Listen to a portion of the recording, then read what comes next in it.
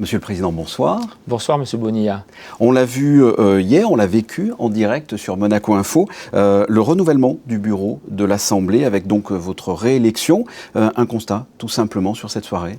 Pour moi, bien sûr, c'est toujours émouvant, surtout quand l'élection se fait à l'unanimité, donc de tous les conseillers, de toutes les conseillères nationales, de tous les élus des Monégasques.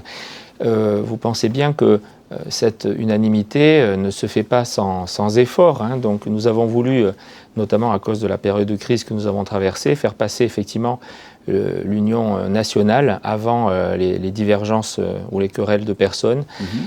C'est tous ensemble, nous voulons que l'intérêt général de Monaco soit notre boussole, notre guide dans notre travail. Et donc, tous les élus des Monégasques me l'ont bien rendu, effectivement, par ce vote unanime pour me réélire à la présidence. C'est l'occasion, justement, de dresser le bilan de ces 4 dernières années écoulées. Quels ont été, selon vous, les grands projets de loi ou les faits marquants dont on devrait se souvenir? Je pense qu'une très grande satisfaction pour nous, c'est d'avoir refait du logement la priorité nationale absolue de ce pays. Et notamment depuis la décision du prince souverain d'annoncer donc un vaste plan logement qui était souhaité par le Conseil national. Et donc c'est bien sûr pour nous, élus des Monégasques, une très grande satisfaction de savoir que oui, toutes les familles dont la situation le justifie, dans les prochains mois, seront toutes bien logées dans leur pays. Il y a eu aussi des textes très importants sur le plan sociétal. Il y a eu par exemple la dépénalisation de l'avortement pour les femmes qui ont recours. Alors c'était peut-être symbolique, mais c'était attendu et important. Il y a eu le vote d'une proposition de loi du Conseil national qui est devenue la loi, par un projet de loi ensuite du gouvernement, et désormais la loi de Monaco qui reconnaît l'union libre, tout en respectant l'institution du mariage, qui était évidemment une demande forte de l'Église catholique de la principauté. Donc voilà, il y a eu des lois importantes aussi pour l'évolution du droit des femmes, pour la protection des femmes contre les violences qui leur sont faites. Nous avons notamment voté une loi qui renforce les peines qui sont infligées aux auteurs de ces violences. Ça, c'était aussi une avancée très importante attendue. Il vous reste là un an de mandat. Sur quel dossier vous allez vous atteler? Il ne faut surtout pas se reposer sur ses lauriers.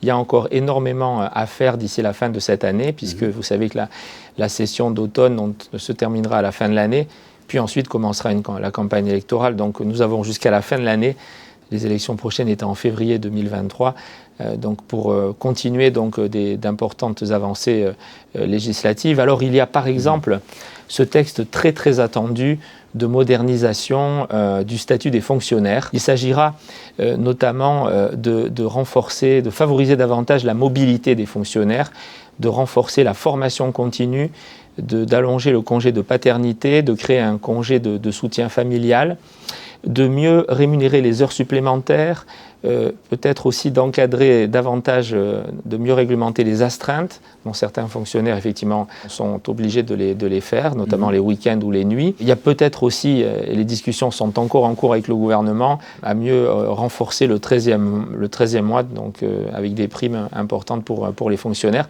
Voilà, donc tout cela est encore en discussion, mais je veux absolument que ce soit voté avant la fin de cette année. Et puis il y a un texte fondamental qui concerne le RGPD, c'est-à-dire en fait la protection des données numériques personnelles.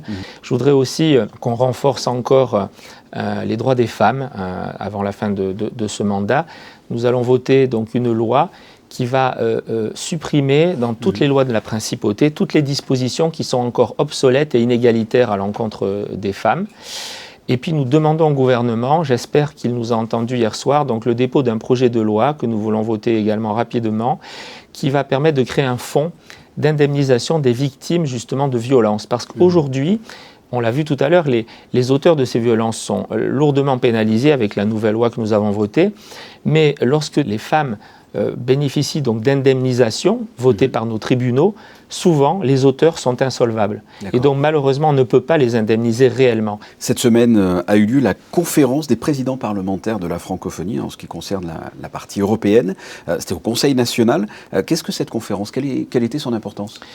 Alors, elle était importante parce que Monaco, bien sûr, a une part, depuis toujours, prend sa part et toute sa part dans le développement de la francophonie, de la défense de la langue française. Mais peut-être qu'elle revêtait un côté plus important encore à cause de cette terrible actualité géopolitique et de cette guerre en Ukraine. Et nous avons même pu donc discuter, converser avec le président de la Rada, le Parlement, qui était présent donc en direct, en visioconférence. C'était effectivement un moment très, très émouvant qui nous a permis de rappeler que le prince souverain a condamné très clairement l'invasion militaire russe de l'Ukraine, que Monaco fait beaucoup à sa place, avec sa taille et ses moyens, bien sûr, mais nous levons des fonds importants. Vous savez qu'on est déjà à 40 € par habitant. Il y a 1,5 million d'euros qui ont été levés en principauté donc, par la Croix-Rouge pour mettre en place des aides humanitaires en Ukraine. Nous accueillons du mieux possible donc, les Ukrainiens qui sont hébergés par leur famille ou par des amis sur le territoire monégasque. Nous leur fournissons l'assistance médicale et autant que de besoin l'assistance alimentaire. Le peuple ukrainien est très courageux et se bat avec détermination pour préserver sa liberté et sa souveraineté. On ne peut évidemment que lui apporter tout notre soutien. Est-ce que, dernière question, est-ce que votre réélection hier, même s'il n'y avait pas un énorme suspense, on connaissait un peu l'issue, est-ce que ça vous a motivé, pourquoi pas, pour repartir en campagne l'année prochaine ? Écoutez, j'essaie d'avoir un scoop. En tout cas, ça aura été un mandat, vous savez, je dirais, qui aura compté double, parce qu'en dehors des grandes lois dont on vient de parler, de tellement d'autres qu'on a pu voter ou qu'on va être encore amené à voter, n'oublions pas qu'on a été confronté dans ce mandat à une crise historique sans précédent, sanitaire, oui, mais aussi économique et sociale. Donc vous me permettrez de me consacrer pour le moment à bien le terminer. On a vu qu'il y a encore beaucoup de défis à relever.